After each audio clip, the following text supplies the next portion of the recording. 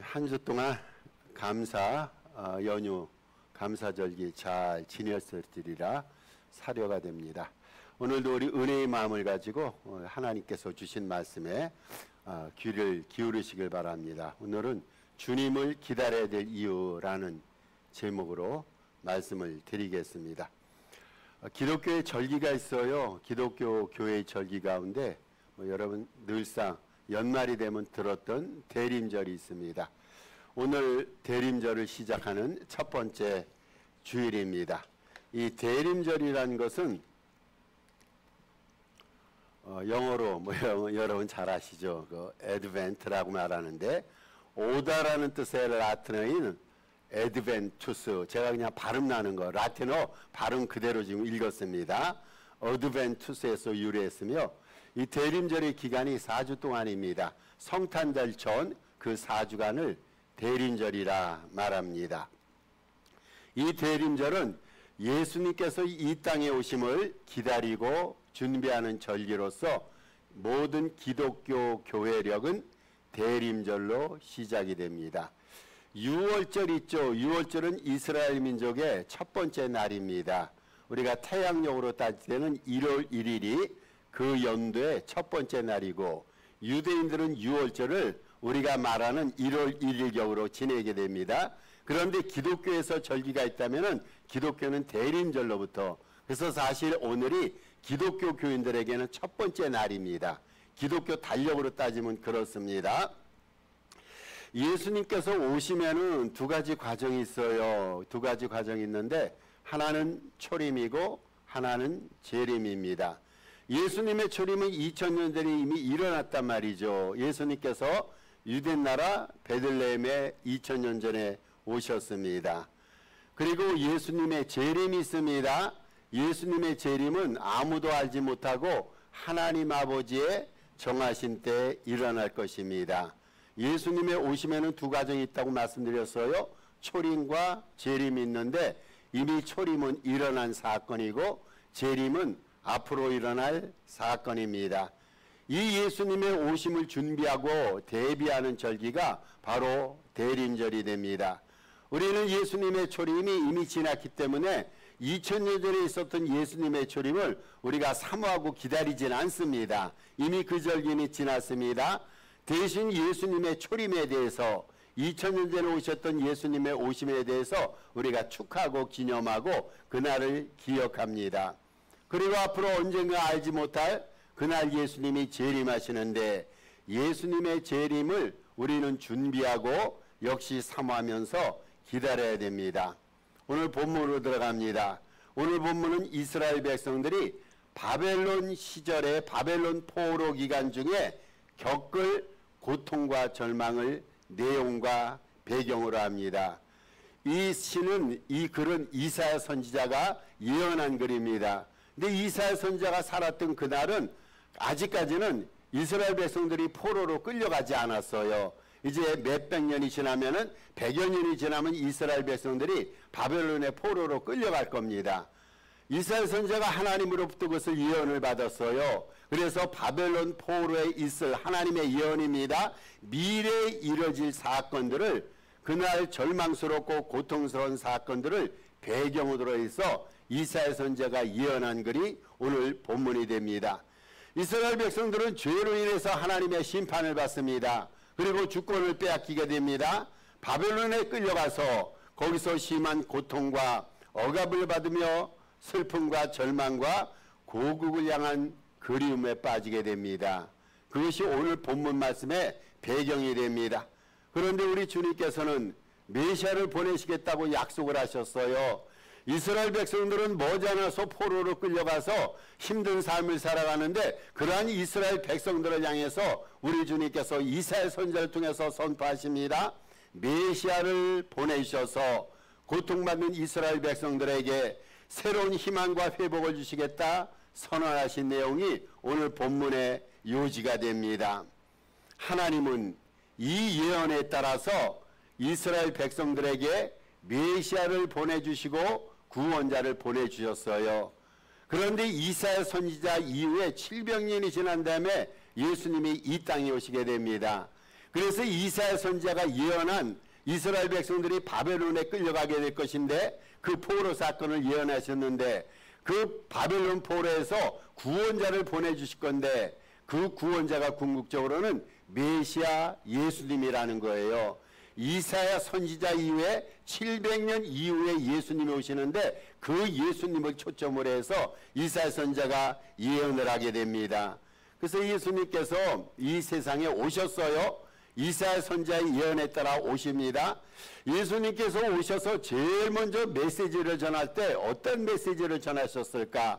오늘 본문 이사야 선지자가 예언했던 본문 말씀을 예수님께서 인용하셔서 그 당시 유대 백성들에게 예수님이 이 말씀을 선포하십니다.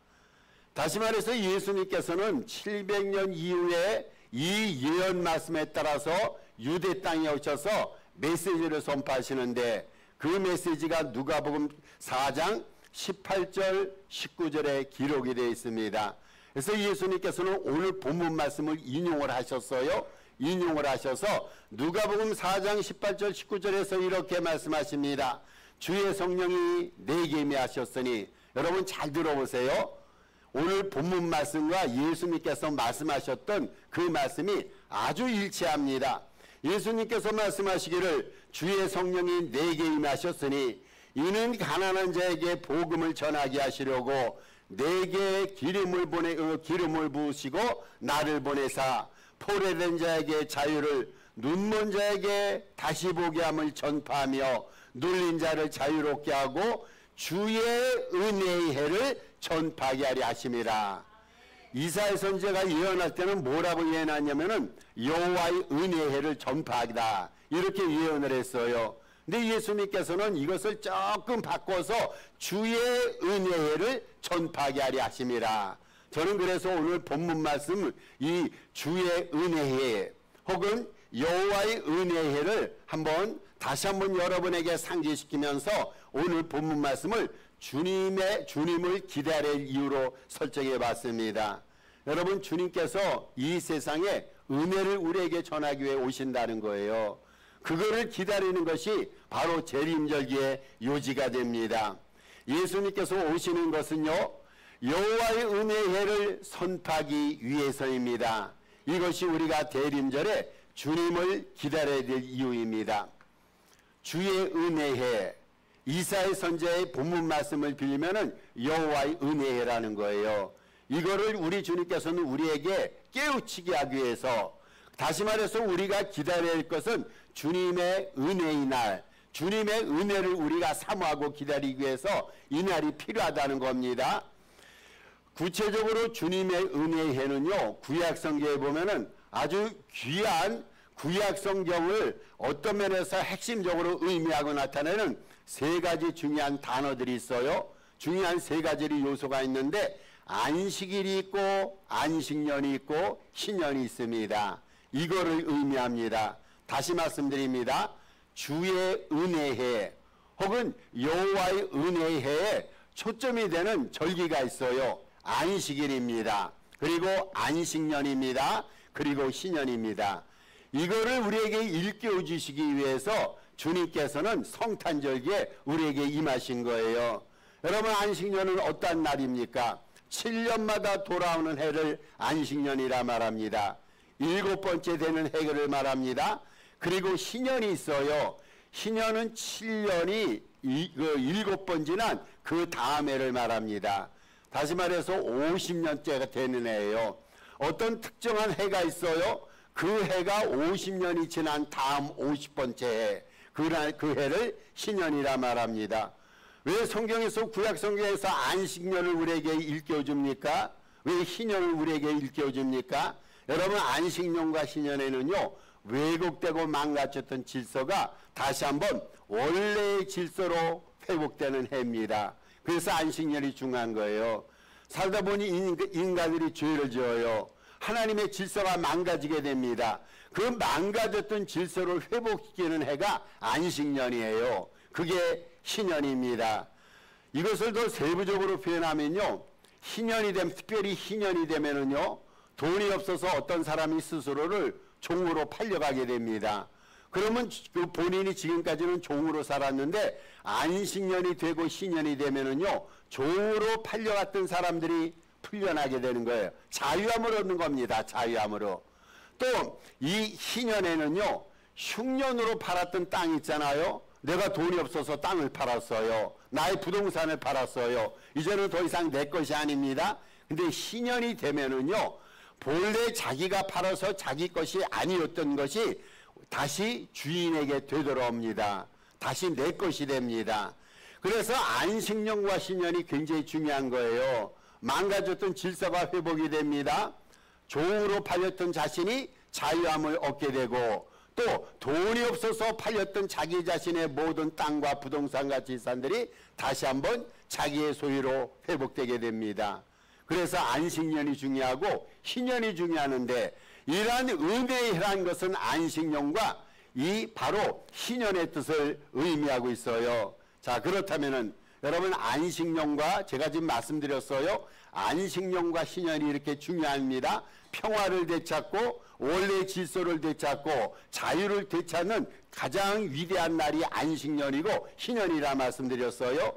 이 안식년과 희년은요, 안식일에 뿌리를 둡니다. 다시 말해서 안식일이 있어요. 그 안식일을 근거로 해서 안식년이 생겼어요. 안식년을 근거로 해서 희년이 생기게 됩니다. 희년이 어떤 날입니까? 주님의 은혜가 선포되는 최고의 날이 바로 희년이 됩니다. 그래서 이스라엘 백성들은 희년을 얼마나 기다렸는지 몰라요. 지금은 내 인생이 엉망진창이 됐지만 하나님께서 원래의 질서를 회복시키시고 나에게 평안과 자유함을 주시고 내 재산을 회복시켜 주시고 내가 잃고 상실된 모든 것들을 회복시켜 주시는 그 희년을 기다리면서 얼마나 그 날을 사모했는지 모릅니다. 이 희년과 안식년은요, 안식일에 뿌리를 둡니다. 여러분, 안식일이 어떤 날입니까? 안식일은 문자 그대로 쉼을 얻는 날이에요. 안식을 얻는 날입니다. 우리가 일주일 동안 열심히 일합니다. 일을 하면서 이제는 모든 일손을 멈추고 생각을 멈추고 교회 찾아나와서 하나님 앞에 안식을 누립니다. 여러분, 이 날이 안식일이에요. 열심히 일했던 모든 수고와 노력을 일정 부분 다 내려놓고 하나님의 은혜 가운데 영혼 회복을 받으며 새롭게 우리가 하나님 앞에 영과 능력과 은혜를 부여받는 날이 바로 안식일이란 말이죠. 왜 안식일이 중요합니까? 여호와 하나님께서 6일 동안 천지 창조를 하셨어요. 여러분, 주님께서 일을 하셨을 때 대충 일했겠어요? 아닙니다. 주님께서는 본인이 갖고 있는 모든 에너지를 쏟아부어서 6일 동안 천지를 창조하셨어요. 성경 창세기를 보세요. 그 위대한 일, 이러한 일들을 주님께서는요, 그 누구의 도움도 받지 않고 홀로 6일 동안 열심히 일합니다. 그리고 제7일 때 무엇을 하셨습니까? 안식을 취하셨어요. 여러분, 안식과 쉼을 여호와 하나님도 취하셨습니다. 바로 안식일이 이렇게 여호와 하나님께서 6일 동안 열심히 일하시고 7일 때 안식과 쉼을 취하셨음을 우리에게 보여주면서, 안식일이라는 것은 일상을 멈추고 하나님의 창조를 기억하고 하나님 앞에 영광 돌리며 예배를 드리면서 새롭게 그날을 기념한 날이 바로 안식일이 됩니다. 이 안식일로부터 안식년이 태동이 됐어요. 그리고 이 안식일로부터 희년이 태동이 됐는데, 주님 은혜의 해라는 것은 안식년을 의미하고 희년을 가장 포괄적으로 의미합니다. 그래서 안식일, 안식년, 희년은 불의에서, 죄와 불의에 의해서 무너진 정의와 평화가 갱신이 되고 상실된 인간다움이 회복돼야 한다는 이러한 의미를 담고 있습니다. 여러분, 높은 산은요, 낮아져야 됩니다. 오늘 본문 말씀처럼 골짜기는 평평하게 메꿔져야 됩니다. 이 회복이 이루어지는 때가 이게 희년이라는 거예요. 여호와의 은혜의 해는요, 이러한 희년의 의미를 담고 우리에게 메시지가 선포되고 있습니다. 그래서 오늘 본문에는 메시아로부터 은혜의 해를 허락받을 대상들이 등장하게 됩니다. 그럼 하나님께서 이 은혜의 해를 선포하셨어요. 이사야 선지자를 통해서 선포하셨고 예수님을 통해서 이 예언이 완성이 되어졌습니다. 이 은혜의 해를 허락받을 대상자들이 과연 누구일까요? 오늘 본문에는 5 대상자들이 나옵니다.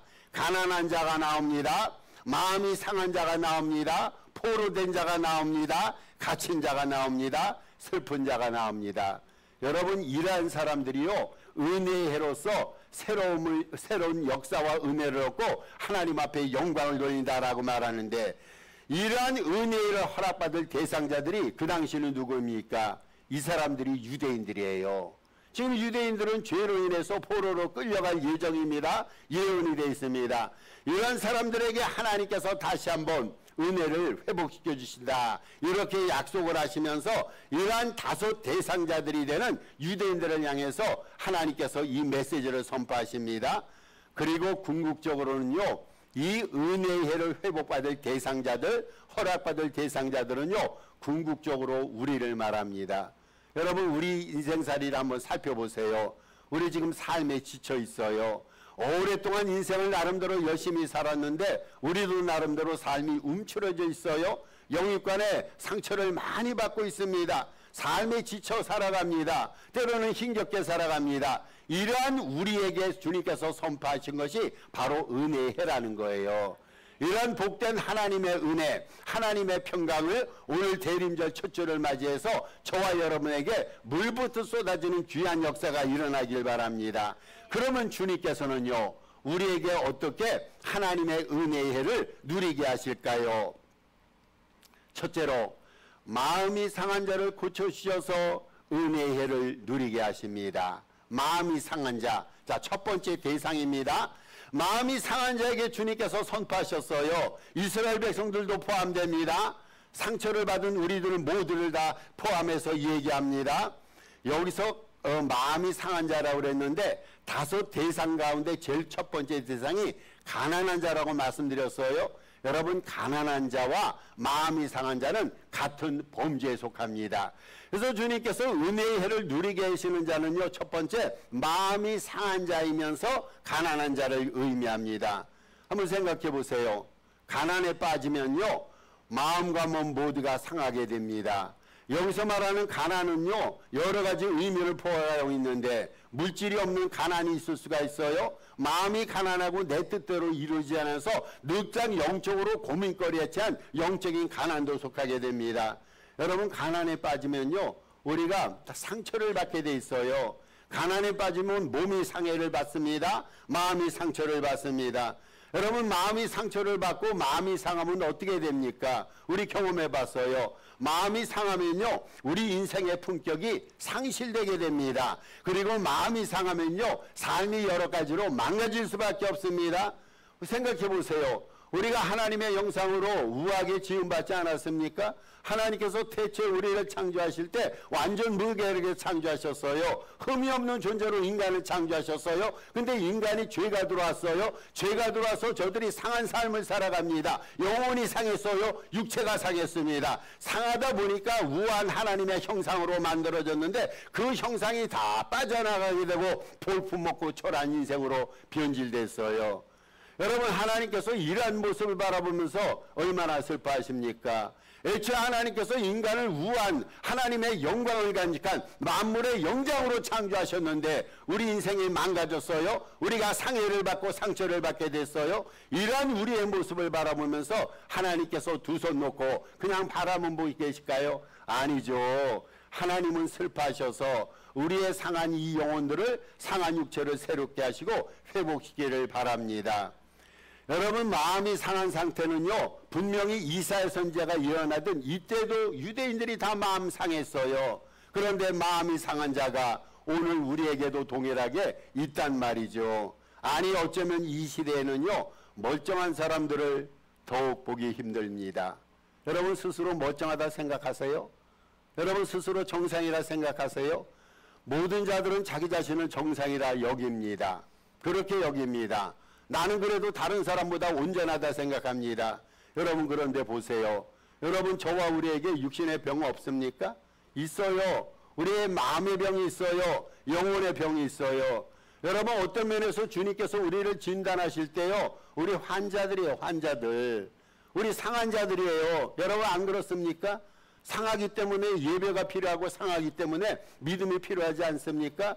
이러한 상함을 스스로 회복할 수 없어서 우린 여호와의 손길을 의지하면서 주님의 손길을 의지하면서 주님 앞에 찾아 나왔단 말이죠. 이게 오늘날 우리의 문제예요. 여러분, 우리는요 날마다 피를 흘리며 살아가요. 안 그렇습니까? 머리끝에서 발끝까지 우리에게 쏟는 피가 얼마나 많습니까? 그런데 주님께서는 너무나 감사하게도 우리에게 이런 우리들에게 은혜의 시간, 은혜의 날을 주시겠다고 약속하시고 선포하셨어요. 우리 주님께서는요 우리의 영혼의 질병, 육신의 질병, 마음에 상한 질병을 고치고 치유하겠다고 주님은 선포하셨어요. 여러분, 이게 은혜예요. 우리는 피 흘리면서 상처받은 삶을 살아가요. 그런데 주님께서는 우리를 회복시켜 주시겠다는 거예요. 이게 이사야 선지자를 통해서 대림절 첫 주일에 우리에게 주시는 하나님의 메시지가 됩니다. 여러분 생각해 보세요. 사람은요 비슷합니다. 사람들은요 대부분 쓸모없는 사람이라든지 본인이 스스로 생각할 때 쓸모없다 물건을 여기면요 토해냅니다. 내뱉습니다. 이게 인간의 마음의 상황이에요. 그런데 성경에 보니까 하나님은 그렇게 하시지 않습니다. 이사야서에 보면 하나님의 위대한 선언 가운데 이런 말씀이 나옵니다. 내가 상한 갈대를 꺾지 아니하고 꺼져가는 심지의 등불을 끄지 아니하리라. 여러분, 주님께서 뭐라고 선포하셨다고요? 상한 갈대를 꺾지 않는다는 거예요. 갈대 아시잖아요. 여러분, 갈대가 귀한 그런 식물입니까? 갈대는요 아무 쓸모짝이 없어요. 목재용도 아니고 관상용도 아닙니다. 갈대는 메마르면은요 그냥 제풀에 주지 않고 썩어가게 됩니다. 그런데 우리 주님께서 뭐라고 말씀하냐면 그렇게 볼품없어요. 게다가 갈대가 상했습니다. 그걸마저 주님께서는 그 상한 갈대를 주님께서는 고치겠다고 말씀하십니다. 여러분, 심지 꺼져가는 등불, 그게 뭐가 가치가 있어요? 활활 타오르는 불이라든지 아니면 휘황찬란한 조명이 필요한 것이지 꺼져가는 심지의 등불 아무런 필요가 없는 초라한 것입니다. 그런데 우리 주님께서는요 상한 갈대도 꺾지 아니하시고요 꺼져가는 등불도 끄지 아니하신다고 그랬어요. 여러분, 우리 존재가 상한 갈대와 같은 존재예요. 우리 존재가요 꺼져가는 심지와 같은 존재입니다. 쓸모없는 존재들이에요. 외부 사람들이 볼 때는 볼품없어 초라합니다. 그런데 이러한 쓸모없어서 마음의 상처를 받고 육신의 상처를 받은 이 상처를 주님께서는요 싸매 주시겠다는 걸 주님께서 고쳐주시겠다고 선언하셨어요. 이게 대림절에 우리 주님이 오신 이유란 말이죠. 주님께서 상처를 싸매 주시면요 세상 사람들이 못 고치는 상처 주님께서 다 고쳐주십니다. 주님께서 우리를 회복시켜 주실 때요 어떠한 크고 중한 상처도요 다 깨끗이 나음을 받은 줄로 믿습니다. 우리 주님께서 영혼이 가난하고 마음이 강한 자들을 위해서 오셨어요. 자, 그래서 이 시간 혹시 여러분의 마음이 상해져 있다면, 영혼이 가난해서 상처를 받는 그 존재 가운데 있다면 우리 주님 앞에 보여드리고 그로부터 다 고침을 받아서 밝고 건강한 은혜의 해를 누리시기를 주님의 이름으로 부탁을 드립니다. 여러분, 이러한 은혜를 주시기 위해서 주님은 이 세상에 오신 거예요. 두 번째, 주님께서 우리에게 어떻게 은혜를 누리게 할까요? 포로된 자를 자유케 하셔서 은혜의 해를 누리게 하십니다. 근데 두 번째입니다. 포로된 자유에게 은혜를 누리게 하신다는 거예요. 첫 번째, 주님께서는 누구에게 은혜를 누리신다게 하신다고요?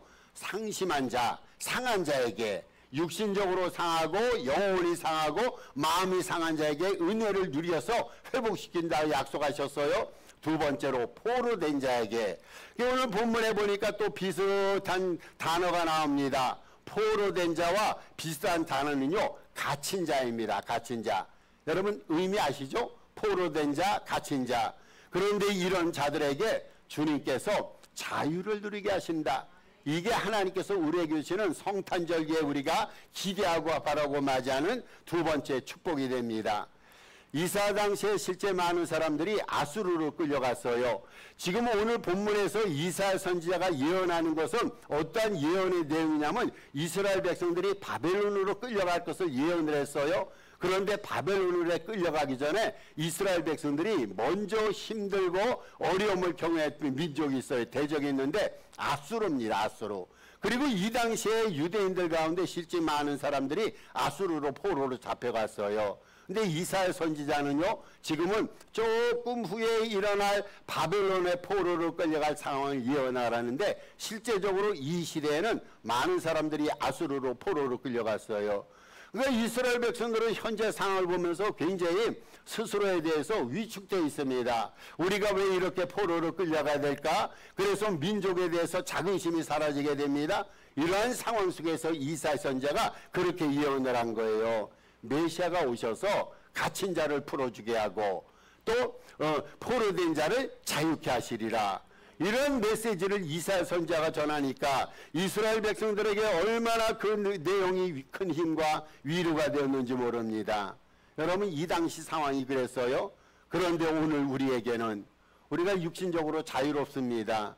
미국에 살아가면서 예수 믿고 교회 간다고 누가 우리를 육신적으로 제어하거나 제압하지 않습니다. 그런데 문제는 영적으로 우리가 무엇인가 속박된 자로 살아가는 게 문제예요. 육신적으로 우리가 자유합니다. 근데 영적으로는 우리는 마귀로 인해서, 세상으로 인해서, 육신의 포로로 인해서 늘 힘겨운 삶을 살아갑니다. 여러분, 일상적인 삶을 살펴보세요. 많은 사람들이 일과 스케줄에 채워 살아갑니다. 어떤 사람은 사람에 채워 살아갑니다. 많은 사람을 만나서 위로를 얻는데 오히려 많은 사람을 만남으로써 인생이 피곤해지게 됩니다.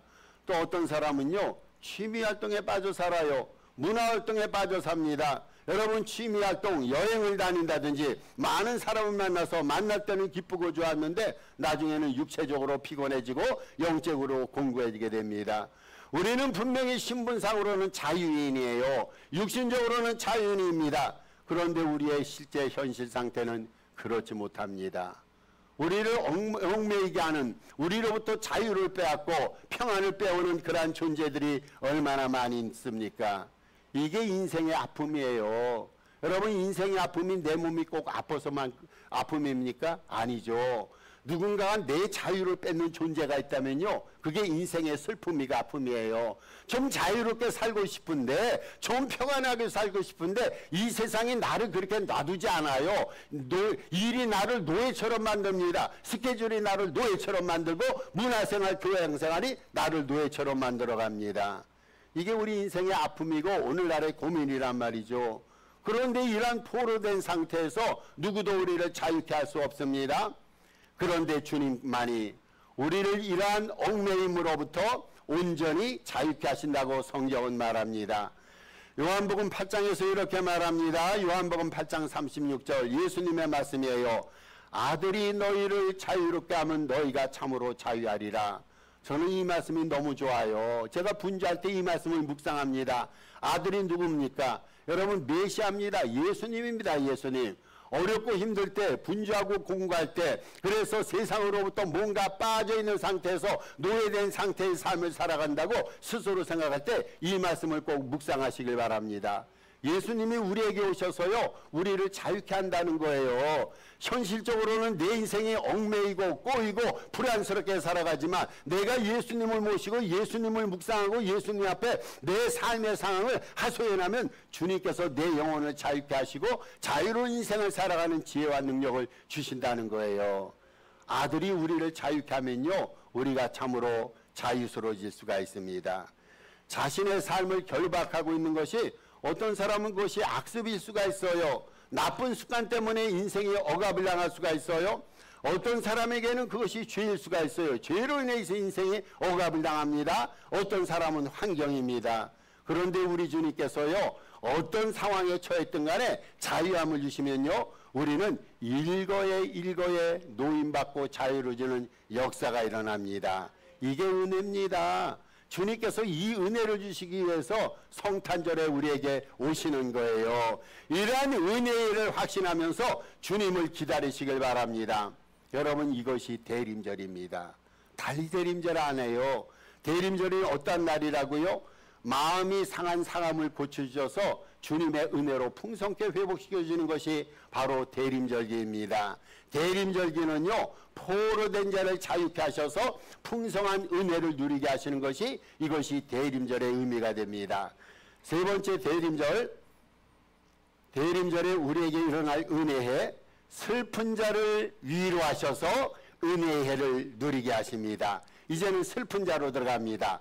처음에는요 마음이 상한 자예요. 두 번째로는 포로된 자입니다. 세 번째로 마음이 슬픈 자, 삶이 슬픈 자를 위로하셔서 은혜를 누리게 하는 것이 주님이 오신 목적이 됩니다. 우리가 은혜를 위로를 받고 평안을 받고 위로를 받는 삶을 살아가는 것은 인생에 바라는 바 아닙니까? 행복과 즐거운 날을 살아가는 것은요 우리의 삶의 꿈이고 목적이 됩니다. 그런데 이 역시 때로는 소원에 그치곤 합니다. 우리 하나님으로부터 좀 즐거운 날을 공급받아서 행복한 날, 기쁜 날을 살기를 바라는데 이것이 어떤 사람에게는 현실적으로 이루어지는데 어떤 사람에게는 단지 소원에 그치는 사람도 있어요. 이사야 시대가 그랬어요. 이스라엘 백성들이 선민 아닙니까? 하나님께서 선택해 주셨어요. 그래서 이스라엘 백성들이 어떤 민족보다 기쁨과 행복해야 되는데 현실은 그러지 못했어요. 그들은요 슬픈 삶을 살아갔어요. 그런데 이러한 시대적인 슬픔이, 이러한 상황적인 슬픔이 그 당시 유대 민족에게만 제한이 됐겠습니까? 오늘날에도 슬픈 사건과 사연들이 얼마나 많이 발생합니까? 그래서 우리의 삶의 자리에서 한숨과 눈물과 그리고 신앙의 삶 속에서 늘상 하나님을 향한 원망이 그치지 않곤 합니다. 근데 슬픈 일이 삶 속에 되풀이내는 것보다 더 큰 비극이 있어요. 더 큰 불행이 있어요. 여러분 뭐라고 생각합니까? 인생에서 일어나는 안타까운 일들, 이러한 일도 인생을 정말로 절망 가운데 힘들게 만드는데 더 큰 비극은요 위로받을 때가 별로 없다는 거예요.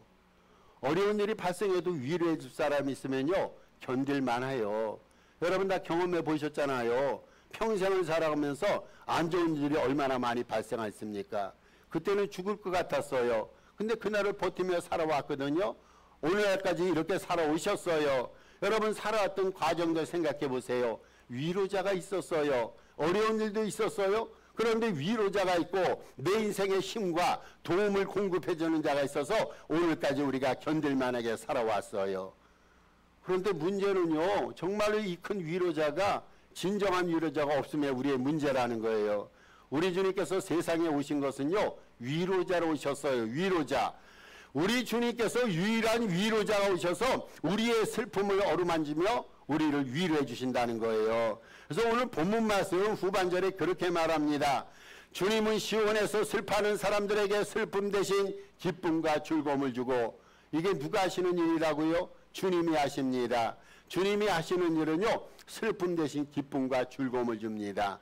슬픈 사건이 일어나요. 불행한 사건이 일어나요. 안타까운 일들, 사연들이 많이 발생합니다. 그런데 그 가운데서 주님께서는 기쁨과 즐거움을 주신다는 거예요. 여러분 우리에게 근심이 얼마나 많습니까? 근심된 일이 얼마나 많습니까? 그런데 주님께서는요 근심이 나올 때 우리에게 찬송을 주신다는 거예요. 찬송을 주셔서 우리를 위롭게 하신다는 겁니다. 그래서 궁극적으로는 여호와께서는 우리로 하여금 심은 의의 나무와 같게 하신다. 이것이 오늘 본문을 통해서 주님이 주시는 축복의 메시지가 됩니다. 메시아 주님을 만나잖아요. 우리 정말 만나셔야 됩니다. 계속 주님을 만나서 주님을 심령에 영접하고 살아가셔야 됩니다. 여러분 주님을 만나면요 상황은 안 바뀌어요. 기억하세요. 외부 상황은 안 바뀔 수가 있어요. 악한 사람은 여전히 나에 대해서 해코지하고 악한 행동을 합니다.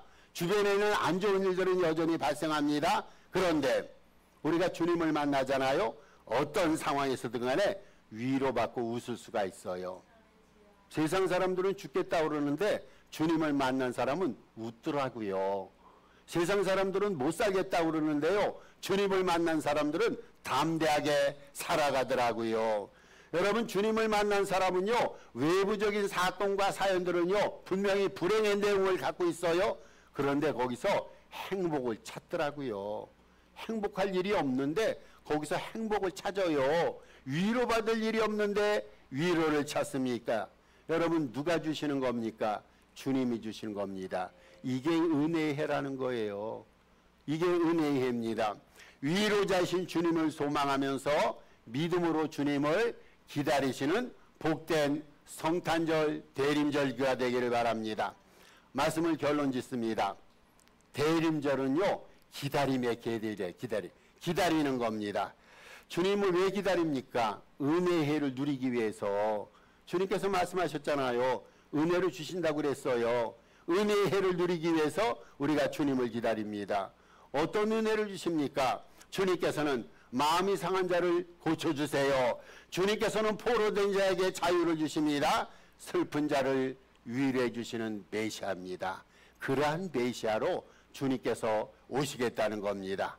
이 대림절기에 우리를 찾아오시는 주님을 마음에 모시고 인생과 삶, 믿음이 새롭게 회복되는 귀한 은혜의 역사가 일어나기를 주님의 이름으로 축복합니다.